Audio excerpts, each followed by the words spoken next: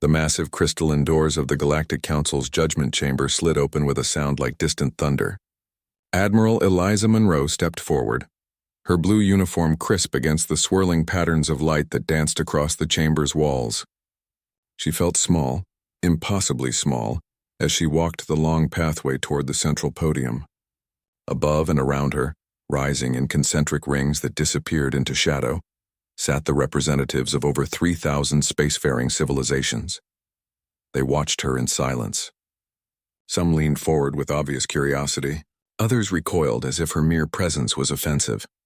Most remained perfectly still, their alien features impossible to read. The path seemed to stretch longer with each step. Eliza kept her eyes fixed on the central dais where the Supreme Arbiter waited. 12 limbs arranged in perfect symmetry, skin that rippled with patterns of blue and green light, eyes that seemed to look through her rather than at her. This was humanity's first official appearance before the Galactic Council. The first time Earth had been formally acknowledged by the governing body that had ruled interstellar space for 50,000 years. "Approach, representative of Sol 3, boomed a voice that seemed to come from everywhere and nowhere at once. The Supreme Arbiter's mouth didn't move, but Eliza felt the words inside her head. "You have been summoned to answer for your transgressions."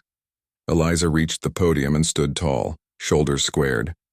She had practiced this moment 1,000 times. Earth's future depended on what happened in the next few minutes.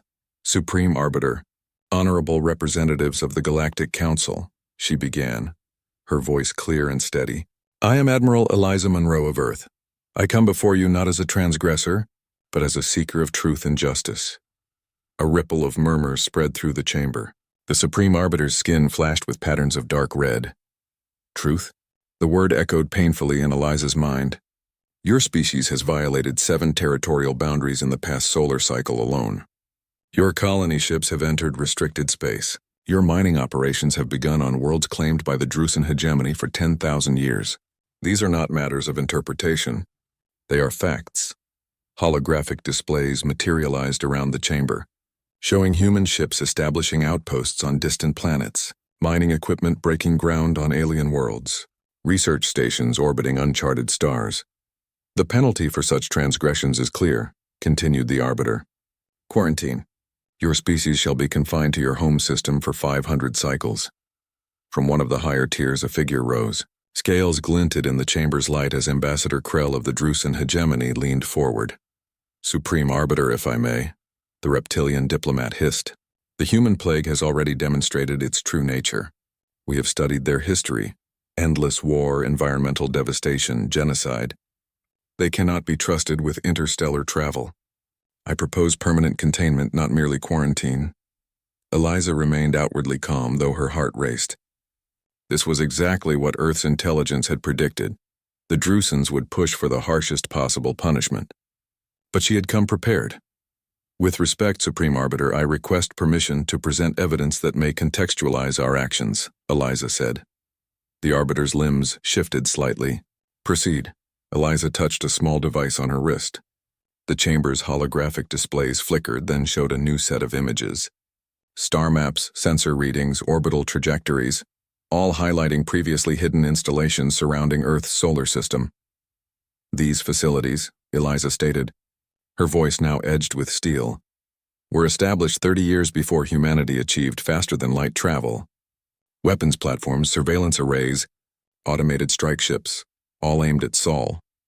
All constructed in violation of Section 17 of the Galactic Charter regarding pre-contact species." She turned to face Ambassador Krell directly.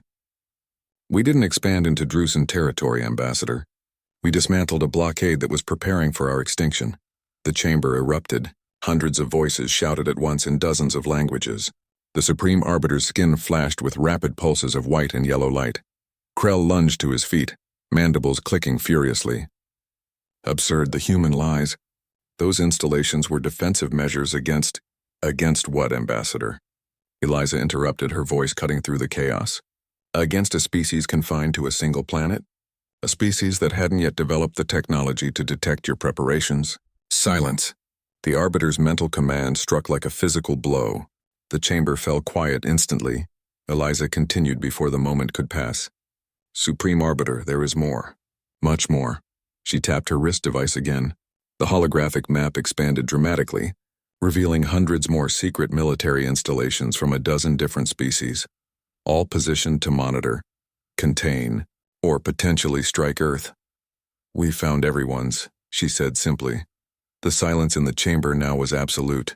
Even Ambassador Krell seemed frozen in place. "Impossible," someone whispered. From the upper tiers. "How could they have discovered?" began another voice. The Supreme Arbiter's many limbs now moved in complex patterns. "Admiral Monroe, these accusations are extraordinary. Your species has been spacefaring for less than 50 years. The intelligence you claim to possess would require centuries of deep space reconnaissance. Unless," Eliza replied, "we had help." At her signal, the chamber doors opened again. A tall, slender figure entered. Not human.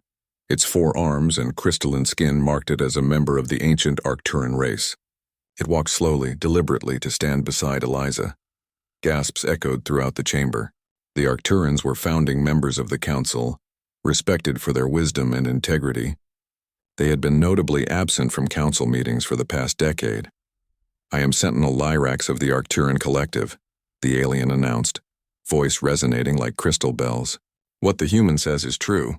The Sol Containment Initiative has existed for 40,000 years, established after early observers classified humans as a potential Type V civilization precursor, based on neurological patterns unique in the galaxy." The Arbiter's skin now pulsed with deep purple. "Sentinel Lyrax, your presence here is unexpected. The Arcturan Collective formally withdrew from Council Space Affairs 8 cycles ago." "We withdrew," Lyrax replied, "because we could no longer support the Council's policy of containment and suppression. Not just of humans, but of 17 other species with similar potential." Eliza nodded to Lyrax, then addressed the Council again.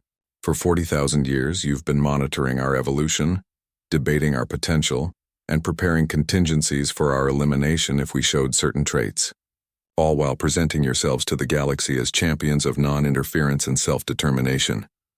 Ambassador Krell's scales rattled with anger. "The containment directive exists for good reason. Humans possess psychological abnormalities that make them uniquely dangerous. Their capacity for both cooperation and violence exceeds rational limits. Their ability to conceptualize and actualize theoretical threats is precisely why you fear us," Eliza interrupted. "You're not afraid of what we've done. You're afraid of what we might become." An elder representative of the Illurian Collective rose slowly from the middle tiers. Ancient and respected, the Illurians rarely spoke at council sessions. "Admiral," the elder said, voice like dry leaves rustling, "if you possess this knowledge, then you must know why the directive was implemented. You must have seen the simulations." "I have," Eliza acknowledged, "and I also found evidence that the simulations were deliberately calibrated to produce worst-case scenarios. What we haven't found is evidence of any species actually becoming the monster your models predicted." She turned to address the entire chamber. "For millennia, you've judged us based on theoretical outcomes. Today, we ask to be judged on our actions instead. Yes, humanity has a violent history. Yes, we've made terrible mistakes, but we've also overcome them. We've united our world, eliminated scarcity, restored our biosphere, and reached for the stars not to conquer, but to understand." The Supreme Arbiter's many limbs moved in a pattern Eliza couldn't interpret. "And yet," the Arbiter responded, "when you discovered the containment network, you dismantled military installations of multiple council species without authorization or declaration." Eliza smiled slightly. "We dismantled unmanned weapons pointed at our homeworld. We didn't destroy them. We disabled them and preserved them as evidence. We could have launched a preemptive strike against the species that threatened us. Instead, we came here. We chose to face you directly and seek justice through your own systems." She paused, letting her words resonate through the vast chamber. "The galactic knows where humanity lives, and they stay far away. But perhaps it's time we got to know each other better." For a long moment, no one spoke. Then the Supreme Arbiter rose to full height, towering over the central dais. "This council must deliberate on these revelations. Admiral Monroe, you and your evidence will remain available for questioning." This session is adjourned for 3 cycles. As the representatives began to disperse, many now regarding the solitary human with new interest and concern, Ambassador Krell approached Eliza. keeping his distance but close enough to speak privately. "You've made a grave mistake revealing what you know," he hissed. "The council may waver, but others will not. We've contained 3. The council chamber felt different when Eliza entered it 3 days later. The massive crystalline doors opened smoothly, but the atmosphere had changed. Where before there had been dismissive hostility, now she sensed tension, uncertainty, and from some quarters, fear. Sentinel Lyrax of the Arcturans walked beside her, 4 crystalline arms moving in graceful patterns that reflected the light. Behind them came Dr. Marcus Webb, Earth's foremost xenoarchaeologist, carrying a sealed container that drew curious glances from the assembled representatives. The Supreme Arbiter's skin pulsed with deep blue patterns as they approached the central dais. "Admiral Monroe," the Arbiter's voice resonated in her mind. "The Council has reviewed your evidence regarding the Soul Containment Directive. Many find your claims disturbing." "Truth often is, Arbiter," Eliza replied evenly. "Indeed." The Arbiter's limbs shifted in a complex pattern. "Before we continue, several representatives have requested clarification on how a newly spacefaring species obtained such extensive intelligence on classified Council operations." Eliza nodded to Dr. Webb, who stepped forward and placed the sealed container on a platform that rose from the floor. The container opened, revealing what appeared to be a fragment of black stone inscribed with glowing symbols. "5 years ago," Webb explained, his voice carrying through the chamber, "we discovered the remains of an observation post beneath the surface of Mars, the 4th planet in our system. The facility predated human civilization by approximately 40,000 years. Murmurs spread through the chamber as Webb continued. The facility was abandoned but intact. Its quantum data storage remained functional, containing records of Council deliberations spanning millennia, specifically, discussions about Earth. The holographic displays around the chamber activated, showing images of the underground Martian facility. Massive chambers filled with technology far beyond current galactic standards, walls covered with the same glowing symbols as the fragment Webb had brought. The earliest record, Webb continued, shows that humanity was identified as a potential Type V civilization precursor, based on neurological and genetic markers not seen in other species. The Council subsequently voted to establish the Soul Containment Directive in response. Ambassador Krell rose from his seat, scales bristling. "This is preposterous. No Council observation post would be left with its data intact. All facilities have self-destruct protocols specifically to prevent discoveries like this." Sentinel Lyrax stepped forward, crystalline skin glinting. "The Mars facility was not abandoned, Ambassador Krell. It was preserved by the Arcturan Collective." The chamber erupted into chaos. The Arcturans, founding members of the Council and architects of its ethical framework, had secretly preserved evidence that contradicted official policy. The Supreme Arbiter's skin flashed with pulses of white light, demanding silence. When order was restored, the Arbiter addressed Lyrax directly. "Sentinel, your people have violated the most sacred protocols of the Council. Explain yourselves." Lyrax's 4 arms moved in a pattern that Eliza recognized as indicating deep regret. "The Collective has maintained copies of all Council records since the founding. It was our assigned role as keepers of history. When the first containment directives were implemented against emerging intelligences, we expressed concerns that were dismissed. Over millennia, we watched as species with unique potential were monitored, manipulated, and sometimes destroyed because they didn't fit the Council's model of acceptable development." The ancient Arcturan turned slowly, addressing the entire chamber. 8 cycles ago, our collective reached consensus that this policy had become corrupted from its original purpose. We withdrew from active Council participation, but continued our role as archivists. And when humans discovered our facility on Mars, we chose not to activate its destruction protocols.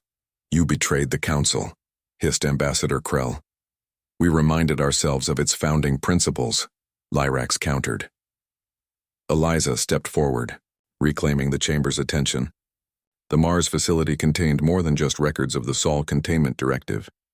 It held the complete history of similar directives against 17 other species, and the outcomes of those interventions. The holographic displays shifted to show statistical analyses. Of the 17 contained species, 12 were driven to extinction by Council action when they attempted to expand beyond their home systems. 3 destroyed themselves due to resource competition that could have been alleviated through council assistance. 1 remains contained but stagnant, and the last, humanity, is standing before you today. An elder representative of the Allurian collective spoke from the middle tiers, voice like rustling leaves. Admiral Monroe, if you have reviewed all this data, then you understand the Council's concerns. The simulations predicted with 98.7% certainty that Type Phi precursor species would eventually challenge galactic stability. Eliza nodded. We saw the simulations. We also found evidence they were deliberately calibrated to produce worst-case scenarios. She tapped her wrist device, and the displays changed to show complex mathematical models. Dr. Webb, please explain what we discovered, Eliza said. Webb stepped forward again. The original simulation parameters included dozens of potential development paths for each species. However, at some point roughly 30,000 years ago, the parameters were altered to emphasize conflict scenarios and minimize cooperative outcomes. The probability weighting was systematically biased toward predictions of violence and domination. He pointed to specific data points highlighted in the display. Furthermore, the simulations completely ignored the possibility of diplomatic integration. They assumed any emerging Type V precursor would develop in isolation until achieving technological parity with the Council, then inevitably seek dominance. No scenario allowed for the possibility of gradual, peaceful incorporation into the galactic community. The chamber grew quiet as the implications sank in. For millennia, the Council had based its containment policies on simulations that were fundamentally flawed. Who altered the simulation parameters? Asked a representative from the Tellurian Federation. The records don't say, Webb admitted, but they were altered shortly after a conflict between the original Council founding species. The changes were approved by a special committee led by ancestors of the current Drusen hegemony. All eyes turned to Ambassador Krell, whose scales now rippled with patterns that Eliza recognized as indicating agitation. These accusations are meaningless, Krell declared. Even if the simulations were adjusted, the fundamental threat remains. Humans and similar species develop along unpredictable paths. Their cognitive frameworks allow them to conceptualize and pursue goals that no rational species would consider. They are inherently destabilizing, or inherently innovative, countered Eliza.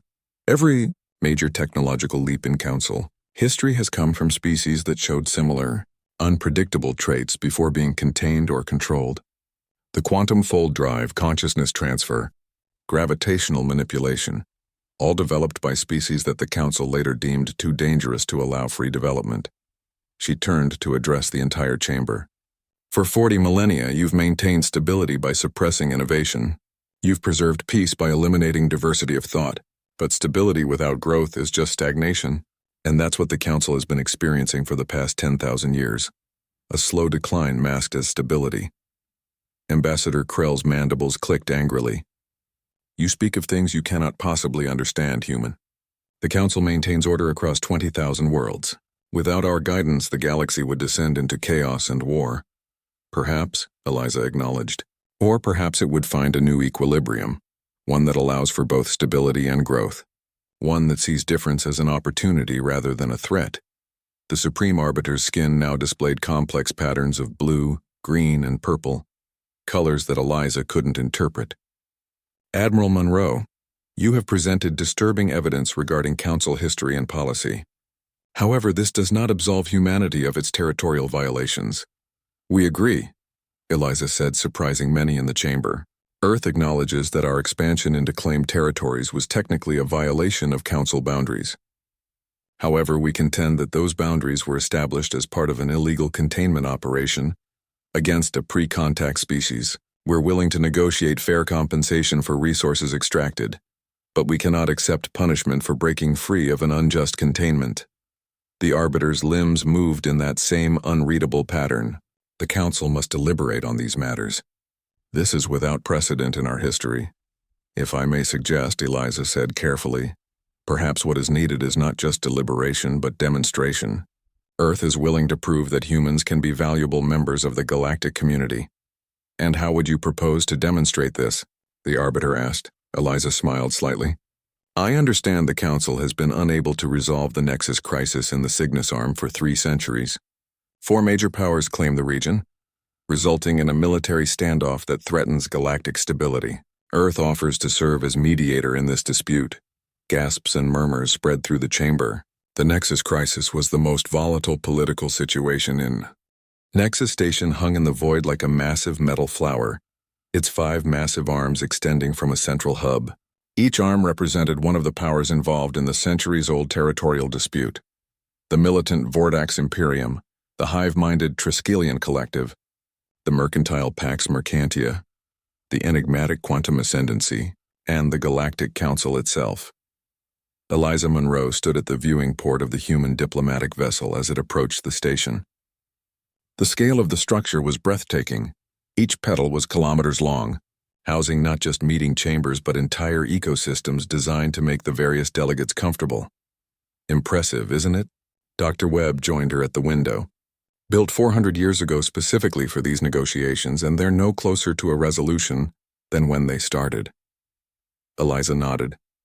Which means either the dispute is genuinely impossible to resolve, or no one actually wants it resolved, Webb finished. Exactly. Eliza turned away from the view. We've got 3 days before the formal negotiations begin. I want every scrap of data on previous mediation attempts analyzed. Look for patterns, contradictions, anything unusual? Webb smiled slightly. Already ahead of you, Admiral. The team has been working since we left Council Space. There's something strange about this whole situation. Strange how? The Nexus region itself isn't particularly valuable. No exceptional resources, no strategic location. Yet 4 major powers have maintained military forces there for centuries, at enormous cost. It doesn't make economic or strategic sense. Eliza's eyes narrowed thoughtfully. So we're missing something. Find it, Marcus. The docking sequence began. Magnetic fields guiding their ship toward the central hub, where the Council's representatives waited to greet them. 2 days later, Eliza sat in her private quarters reviewing the latest reports from Webb's team. The patterns they were finding were disturbing. She was so absorbed that she almost missed the soft chime. Indicating a visitor. Enter, she called. The door slid open to reveal Sentinel, Lyrax. The Arcturan's crystalline form caught the light as they entered. Admiral Munro, Lyrax greeted her. I hope I'm not interrupting. Not at all, Sentinel. What brings you to our section of the station? The Arcturan's 4 arms moved in a pattern indicating concern. Tomorrow you begin the formal mediation process. I felt I should warn you. There are forces working against your success. The Drusen hegemony, Eliza stated flatly, among others. Ambassador Krell has been meeting privately with delegates from all 4 powers. The content of these discussions is unknown, but their timing is suggestive. Eliza nodded. We expected opposition, but thank you for the warning. Lyrax moved closer, voice dropping. There is something else. Something the Arcturan Collective has kept hidden for centuries. The Nexus crisis is not what it appears to be. We've begun to suspect as much, Eliza replied. The conflict makes no rational sense. Because it is not meant to be rational, Lyrax said. It is a construct, a carefully maintained fiction that serves purposes beyond territorial claims. What purposes? The Arcturan's crystalline skin flickered with complex patterns. That, Admiral, is what you must discover for yourself. The Collective cannot directly interfere. We have already stretched the boundaries of our neutrality by aiding humanity. But know this, if you solve this particular puzzle, you will change the balance of power in the galaxy forever. With that cryptic warning, Lyrax departed, leaving Eliza with even more questions than before. The next morning, Eliza entered the massive central chamber of Nexus Station. The room was a perfect pentagon, with each wall representing one of the 5 parties. Delegates from the 4 disputing powers sat at their respective stations, while Council observers occupied the 5th. Eliza and her small human team were positioned in the center, at a circular table that slowly rotated to face each delegation in turn. The human delegation was dramatically outnumbered.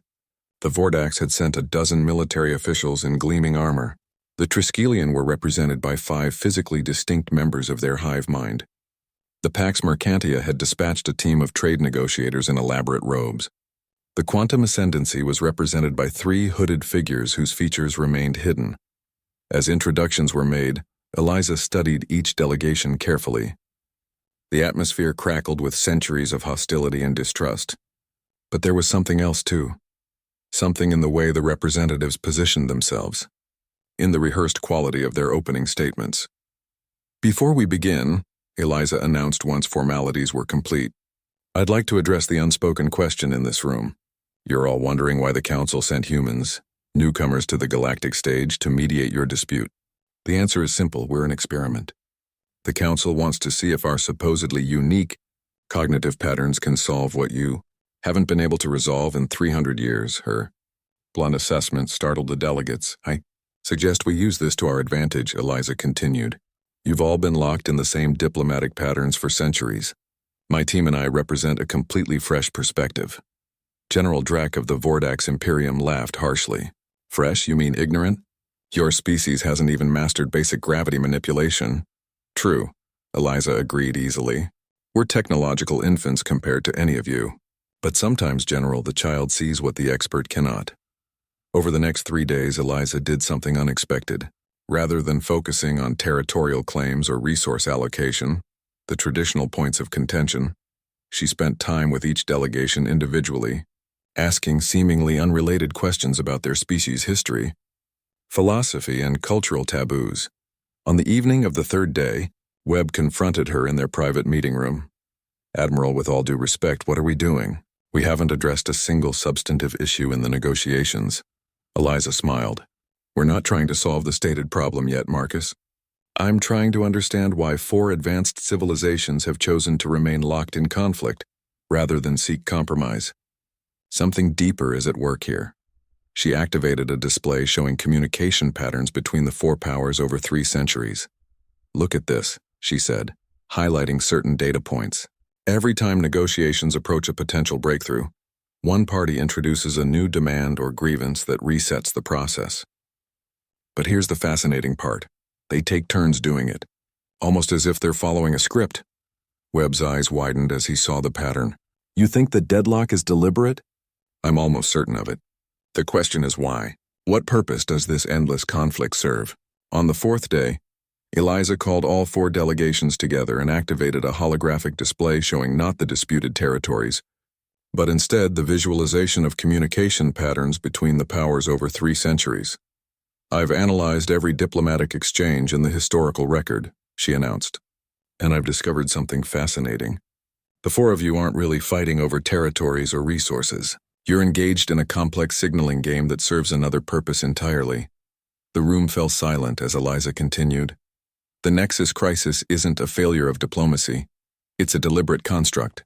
You've been using this intractable conflict as a proxy for direct confrontation, allowing each of you to project power, test boundaries, and gain intelligence without triggering actual war. General Drac rose abruptly, hand moving toward his ceremonial weapon. This is an outrageous accusation. Is it, General? Eliza asked calmly. Then perhaps you can explain why the Vordax fleet positions in the Nexus region have remained unchanged for 76 years. Despite your repeated claims of tactical adjustments during negotiations, she turned to the Triskelion representatives, or why the collective has maintained exactly the same number of hive nodes in the disputed zone since the crisis began, despite claiming population pressures as a primary motivation for expansion. One by one, Eliza exposed the inconsistencies in each power's position. The delegates exchanged uneasy glances as their 3-century charade was methodically dismantled. In other words, she concluded, you don't want this resolved. The crisis is too useful to all of you, so instead of offering a peace plan, I'm going to propose something different. A framework that formalizes what you're already doing, but with safeguards to prevent accidental escalation. For the next 3 days, Eliza outlined her proposal, a revolutionary diplomatic construct called the Controlled Regional Tension Protocol. It acknowledged the utility of maintained friction between powers while establishing clear boundaries to prevent real conflict. Under the protocol, the Nexus region would be formally recognized as a designated zone for limited power projection and intelligence gathering. Each party would have clearly defined rights and responsibilities, with mechanisms to prevent any single power from gaining too much advantage. On the 7th day, representatives from all 4 powers signed what would later be known as the Monroe Protocol. It didn't resolve the Nexus crisis in the traditional sense. It transformed it from a problem into a managed system that served everyone's interests while reducing the risk of actual war when Eliza returned to the Galactic Council chamber to report her success. The assembled representatives were stunned into silence. The Supreme Arbiter's skin displayed patterns of blue and gold that Eliza had never seen before. The observation deck of Jupiter Station offered a stunning view of the gas giant's swirling storms. Eliza Munro stood with her hands clasped behind her back, watching the play of light and shadow across the massive planet's surface. Behind her, the members of Earth's Security Council waited in tense silence. 6 months had passed since the Nexus Crisis resolution, and humanity's position in galactic politics had transformed dramatically. Dozens of species had reached out to establish diplomatic relations, trade agreements, and cultural exchanges. Earth's technology was advancing rapidly through these new partnerships, and human perspectives were increasingly valued in interstellar forums. But with new opportunities had come new dangers. Eliza turned away from the viewport to face the assembled leaders. General Thomas Rivera, a weathered veteran with cybernetic enhancements that gleamed in the dim light, activated a holographic display at the center of the room. The Drusen hegemony is mobilizing, Eliza explained, gesturing to tactical displays showing fleet movements. They've activated dormant military installations throughout 3 sectors.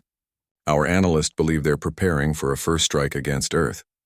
The holographic display zoomed in on key Drusen fleet positions. Hundreds of warships were gathering at strategic points, their movements carefully disguised as routine exercises or peacekeeping operations. General Rivera studied the projections, his expression grim. Their fleet outnumbers ours 10-1, and their technology is centuries more advanced. Even with our unconventional tactics, a direct confrontation would be devastating. Can we appeal to the Council for protection? Asked Councillor Jansen, representative of the European Union. Dr. Webb, now leading Earth's Xenotechnology Integration Division, shook his head. The Council is deeply divided. The conservative factions led by the Drusen hegemony are framing us as an existential threat to the established order.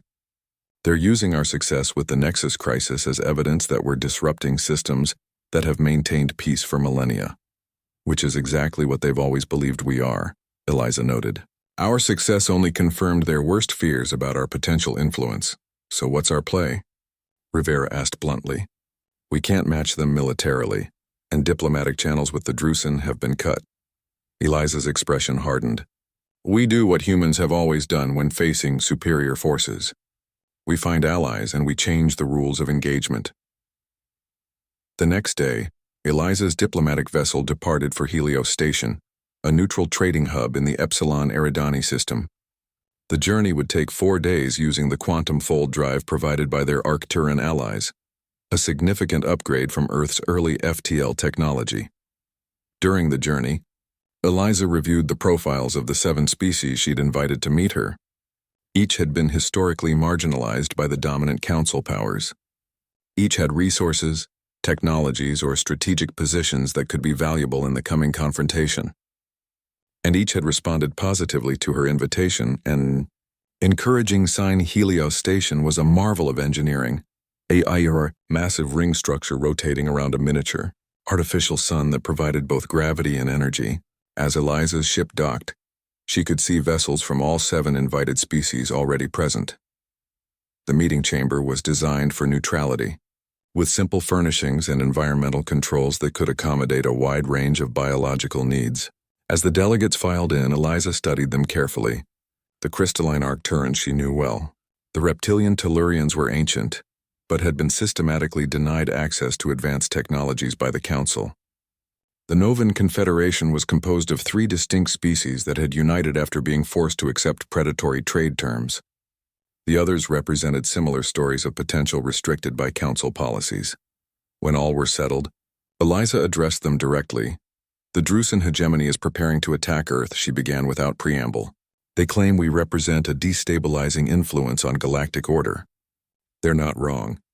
For millennia, the Council's major powers have maintained stability through a system that preserves their advantages, while limiting the growth and influence of younger species. She paced slowly before them. Each of your civilizations has experienced this firsthand.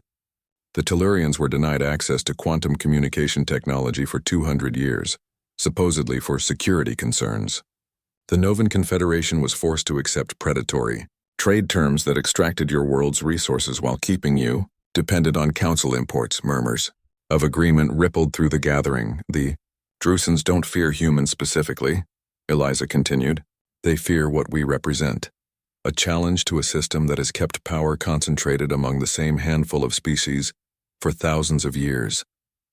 Ambassador Lysithea of the Arcturans spoke, her crystalline voice resonating through the chamber.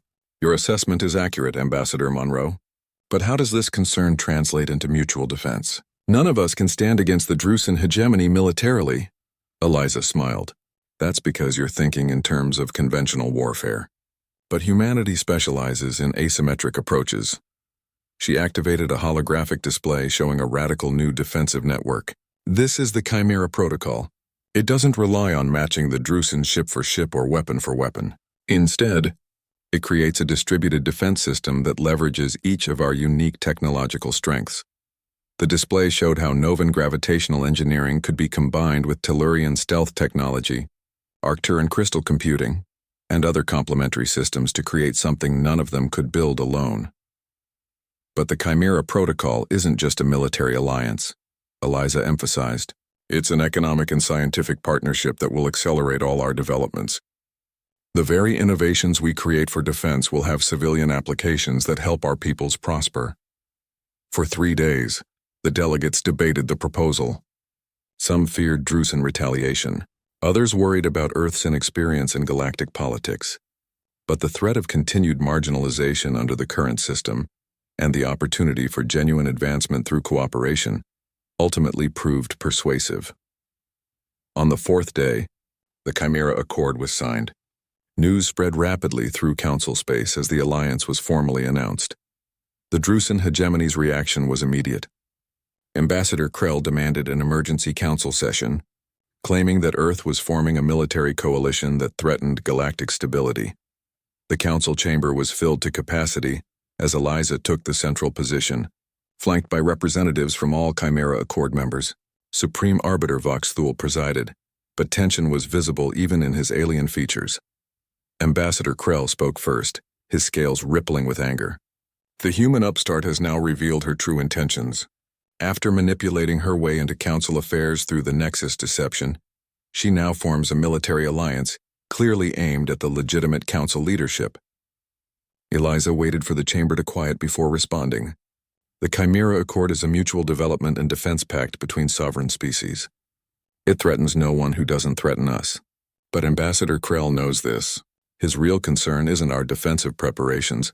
It's the collaboration between species that have been systematically kept separate and dependent. She turned to address the entire chamber. For millennia, the dominant council powers have maintained their position not through superior merit, but through controlling access to technology, resources, and information. The Chimera Accord simply creates an alternative path to advancement, one based on cooperation rather than control. Ambassador Lysithea of the Arcturans stepped forward. The Arcturan Collective supports this assessment. Our archives contain 10,000 years of systematic suppression of emerging species. The Chimera Accord represents a correction to this imbalance, not a threat to legitimate council authority. For hours, the debate raged. The council was clearly divided, with traditional powers alarmed by the new alliance and younger or marginalized species watching with interest or even admiration. When the session ended without formal censure of the Chimera Accord, Eliza knew they had won the first diplomatic battle. But the Drusan hegemony would not give up so easily. 3 weeks later, her prediction was proven correct. Eliza was awakened in the middle of the night by an emergency alert. The holographic display beside her bed showed General Rivera, his expression grave. "They've made their move," he said without greeting. "A Drusan battle fleet just destroyed our research outpost in the Tau Ceti system. No survivors. They're calling it a security operation against unauthorized technological development." Eliza felt cold anger settle in her chest. 67 researchers had been stationed at that outpost. Are they continuing their advance? Not yet. The attack seems designed as a warning shot, a demonstration of what they could do to Earth itself. The fleet has withdrawn to Drusen space after the strike. They're testing our response and the reaction of the wider galactic community, Eliza said. Implement Chimera Defense Protocol Alpha immediately, and request an emergency council session for tomorrow. The holographic projection filled the secure conference room aboard the Earth diplomatic vessel Pathfinder. Dr. Marcus Webb manipulated the controls, zooming in on a section of the three-dimensional map that showed the galactic core, a region typically avoided due to intense radiation and gravitational distortions. 3 months ago, we detected unusual energy signatures emanating from this sector, Webb explained to the assembled Chimera Accord Leadership Council. Initially, we thought it might be a natural phenomenon, but our probes discovered something extraordinary. The display shifted to show massive structures floating in the void, a vast network of interlinked megastructures that dwarfed even the largest known galactic engineering projects. These installations show signs of deliberate deactivation approximately 50,000 years ago, Webb continued. But the most remarkable discovery is this. He highlighted a specific section of one structure, magnifying it to show intricate symbols etched into its surface. Admiral Eliza Monroe leaned forward, her expression intent. Those are the same markings as the Mars observation post. Exactly, Webb confirmed. The technology matches precisely with what we found on Mars, but these structures are orders of magnitude larger and more complex. Ambassador Lysithea of the Arcturans moved closer to the display, her crystalline form reflecting the holographic light. This confirms our oldest legends. The architects were real. The who? Asked General Rivera. Lysithea's forearms moved in a pattern indicating deep significance. In the earliest Arcturan archives, there are references to beings called the architects, who established the original council and its governing principles before departing through a constructed gateway. Over time, these accounts were suppressed as mere mythology. Webb nodded. But they weren't myths. According to the data we've recovered, these architects engineered the entire galactic political system before disappearing. Engineered it how exactly? Eliza asked. The records suggest they were implementing a form of controlled evolution, Webb explained. They were cultivating the galaxy like a garden, selecting for stability over innovation, predictability over potential. He manipulated the display again, showing complex sociological models. The dominant council species weren't chosen randomly. They were selected specifically for certain traits: conservatism, hierarchical thinking, risk aversion. Meanwhile, species with high innovation potential or unpredictable development patterns were systematically contained or suppressed. Species like humans, Eliza noted, and not just humans, added Ambassador Tekri of the Novan Confederation. My ancestors' historical records show our development was artificially slowed through council intervention whenever we approached certain technological thresholds. Webb continued. Before leaving, the architects established automated systems to maintain their designed order, including protocols for containing aberrant species. The original council members knew this, but over generations the truth became myth, then dogma, then simply unquestioned tradition. Eliza processed this information silently before asking, "What happened to these architects? Where did they go?" "The records indicate they departed through a constructed gateway," Webb replied, highlighting a specific structure in the display. "This gateway, and based on our scans, we believe it's still functional." The room fell silent as the implications sank in. The very structure of galactic civilization had been engineered to prevent certain forms of development and evolution. And now they had discovered the means by which the engineers had departed. "We need to bring this to the full council immediately," Eliza decided. "To what end?" asked General Rivera. "This information could destabilize the entire galactic order. The traditional powers will see it as a direct threat to their legitimacy. Precisely why it must be shared openly," Eliza replied. "The Chimera Accord was founded on the principle that knowledge and technology should not be hoarded or suppressed. We cannot repeat the mistakes of the past by keeping this discovery secret." 3 days later, Eliza stood before the Galactic Council in an extraordinary session she had requested. The chamber was filled to capacity, with representatives from every recognized spacefaring civilization in attendance. Even species that rarely participated in council affairs had sent delegates, drawn by rumors of a monumental announcement. Supreme Arbiter Vox Thule presided, but tension was visible even in his alien features. Ambassador Monroe, you have called this extraordinary session claiming a discovery that affects the foundations of galactic governance. The Council recognizes your right to speak. Eliza took the central position, accompanied by Dr. Webb and Ambassador Lysithea. Representatives of the galaxy, she began. 5 years ago, I stood in this chamber accused of violating boundaries.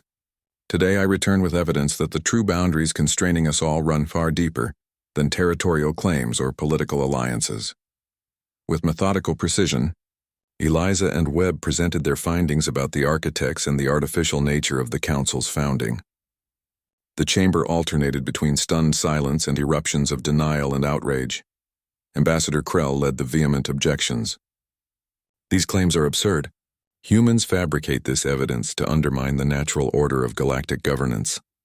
The evidence has been made available to all your scientific authorities, Eliza responded calmly. We invite independent verification. But consider this, Ambassador. Doesn't the Soul Containment Directive make more sense now? Humanity wasn't contained because of what we'd done, but because of what we might discover. She turned to address the entire assembly. For 50,000 years, we've all been playing parts in a program written by a vanished civilization. The Council species were selected to maintain order. Species like mine were contained because we exhibited traits the architects found unpredictable. Eliza paused, letting the magnitude of the revelation sink in. But we're not characters in someone else's story. We're the authors of our own future, and today we have a choice to make. She activated a final display. The location of the architect gateway at the galactic core. We can continue the path laid out for us, divided between those who enforce the old order and those who challenge it. That path leads to conflict that will devastate countless worlds. She gestured toward the gateway image. Or we can choose to follow the architects, not as subjects but as equals.